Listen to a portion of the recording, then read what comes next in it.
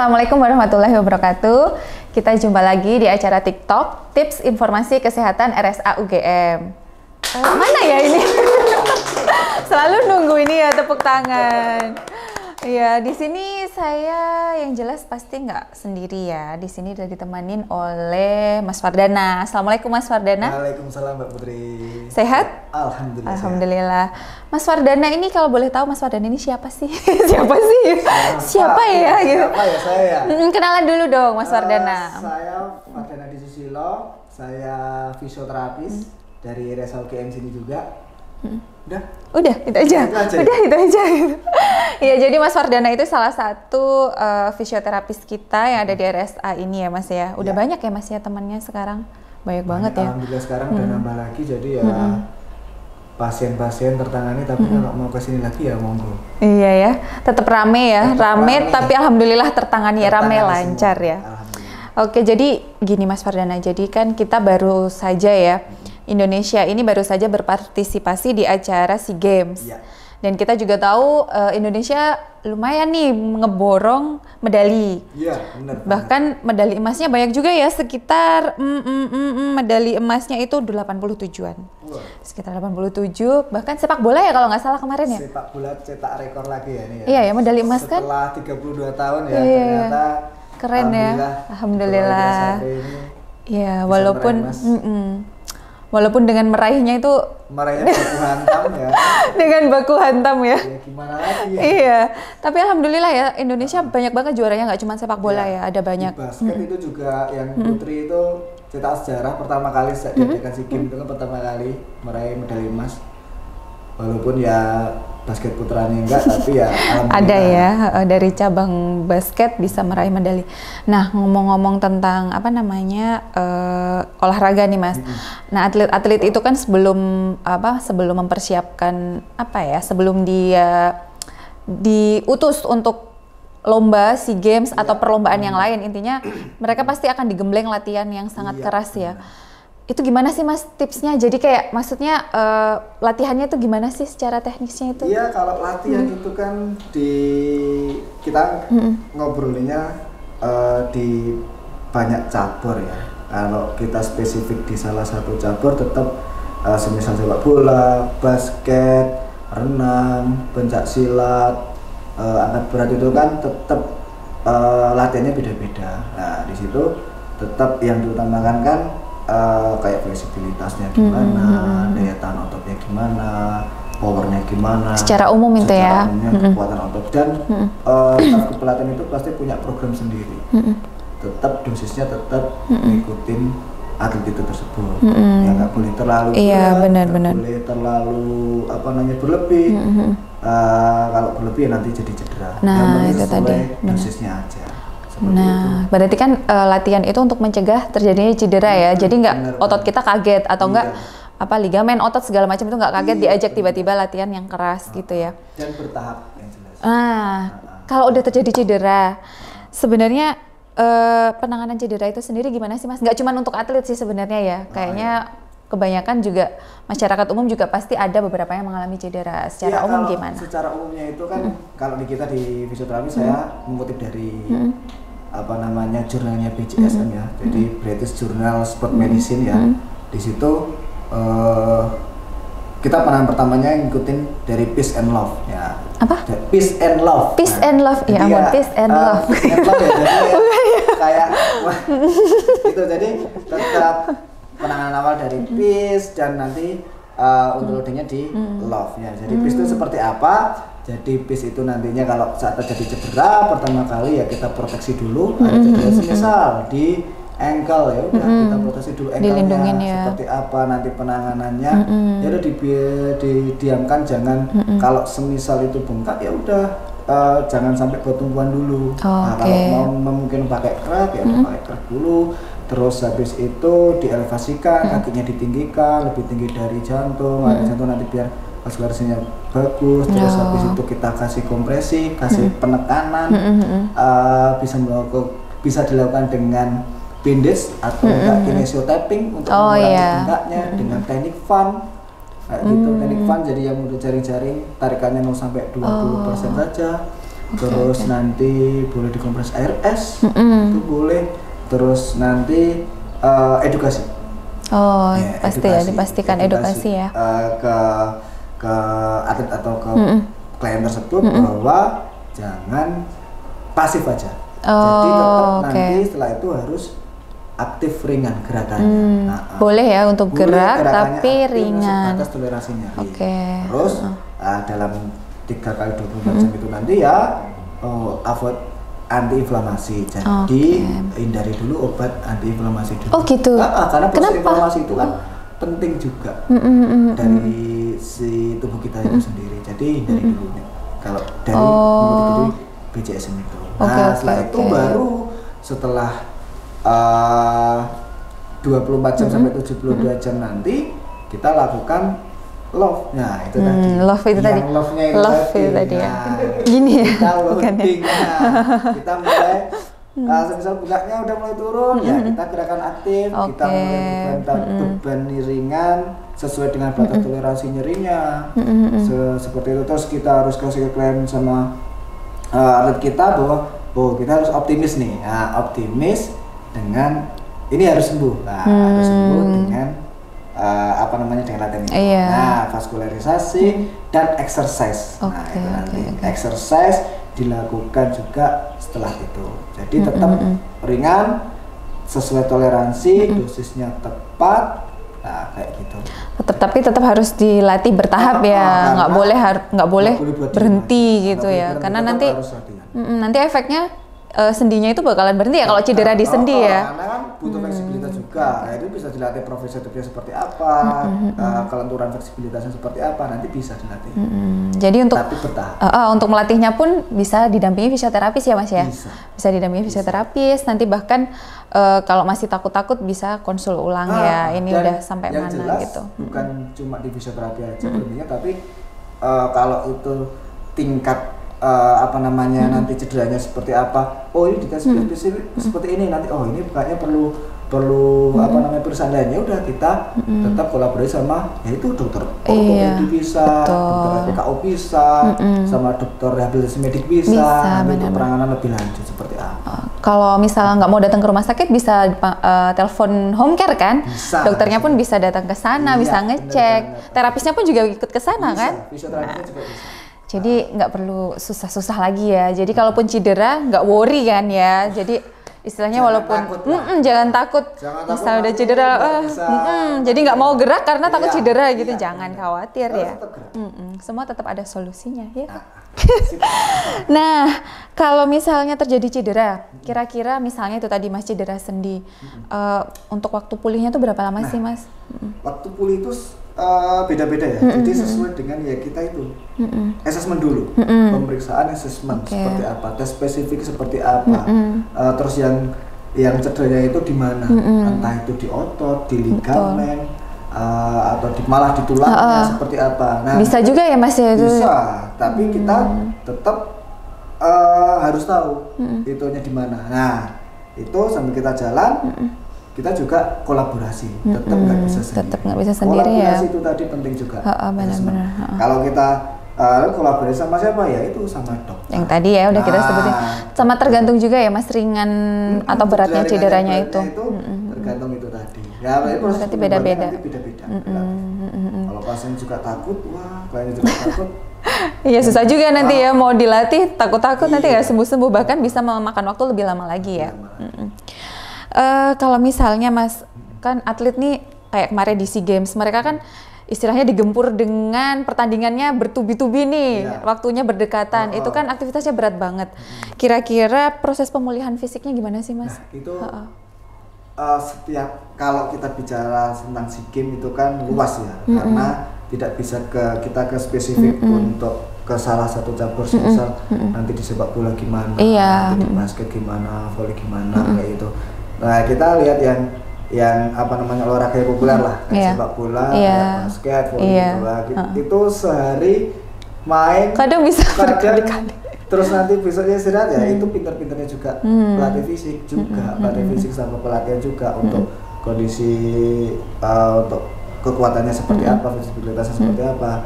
Nah kalau peran fisioterapi ya kita apa namanya ngasih masukan, kita kolaborasi juga di situnya.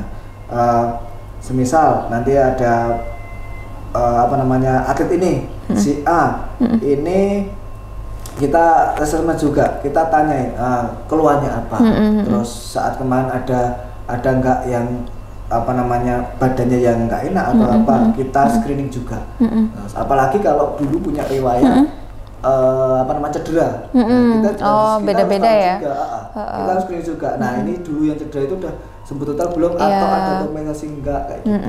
Kalau sudah siap, oke, kita serahkan semua ke pelatihan juga. Berarti pelatih fisik tergantung dari ini ya, dulu ada riwayat cedera atau enggak, terus ketahanannya dia seperti apa kayak gitu, karena masing-masing orang untuk pemulihannya juga beda-beda ya.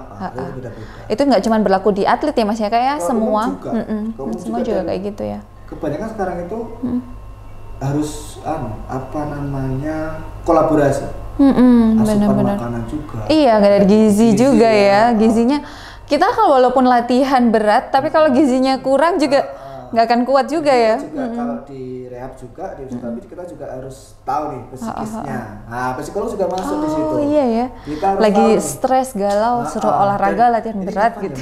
Sebelum hari ini kapan? Yang bertanya-tanya terus gitu ya.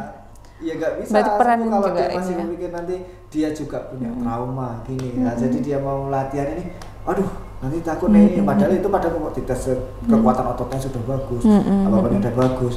Tapi masih ada yang mengganjal ya itu. Berarti yang mengganjal dari psikisnya itu ya. Gitu. Mas ada yang mau tanya nggak? Mungkin yang suka hobi olahraga? Enggak ya. Hobinya bukan olahraga ternyata teman-teman yang di sini. Ya. Selain itu kalau misalnya nih Mas, cedera, kram kaki itu termasuk cedera bukan sih? Gimana? Kram, misalnya kram, kita lagi olahraga tiba-tiba kram itu cedera bukan ya? Itu bukan ya? Sebenarnya. Tapi dari kram itu bisa menimbulkan cedera kalau dipaksa terus-terusan. Karena membuat luka si otot itu. Otot bisa luka loh, ya. Bisa luka. Baru tahu kan? Berarti kan asupan oksigennya kan kurang. Iya benar. Makanya jadi kram. Karena kram itu karena seperti itu. Jadi dipaksa terus capek ya. Nah kalau kram sendiri itu gimana ya? Pencegahannya apa ya masih mau dilakukan? Biar kita waktu olahraga tiba-tiba kita lagi olahraga berenang misalnya, kram kan bahaya banget ya. Iya benar. Kita udah bisa ngelanjutin bisa tenggelam juga gitu. Pencegahannya gimana misalnya? Itu secara umum aja sih kalau kram gitu. Kalau olahraga itu kan tetap kita harus. Nah hari ini kita mau olahraga nih, kita ada planning ya. Kita fit nggak nih hari ini? Semalam tidurnya gimana? Benar-benar. Terus asupan makan gimana? Kekurangan cairan nggak semalam? Nah kayak gitu. Jadi sebenarnya banyak faktor juga. Nah kalau itu udah, hari ini udah fit. Nah berarti cara pencegahannya kram, olahraga. Dimulai dari stretching. Oke, stretching itu sangat penting ya, penting banget. Nggak boleh skip ya. Olahraga itu stretchingnya dinamis. Dinamis ya, kalau stretching dinamis. Kalau stretching dinamis karena kita gerak ya. Jadi kita harus bergerak. Gitu stretchingnya dinamis. Yang kedua jangan sampai itu overuse. Jadi kalau sudah dirasa ini udah capek nih, udah batas kemampuan segini ya udah cukup. Kalau itu dilanjutkan pasti akan kram. Karena yang tahu kita sendiri ya, badan kita kemampuannya sebatas mana. Kita secara umum seperti itu. Kalau atlet ya dia harus bisa melampaui batas. Iya, batas orang. Batas kemampuannya. Iya, itu kalau atlet ya. Batas kita juga.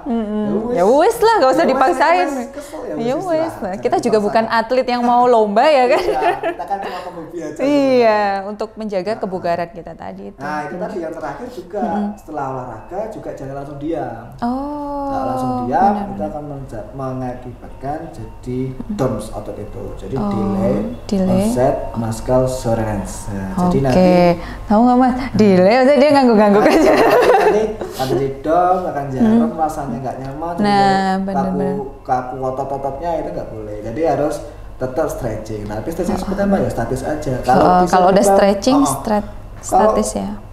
Stretchingnya bisa dibantu sama teman kita pas kita misal olahraganya nggak sendiri nih, ya kita malah lebih bagus bisa maksimal.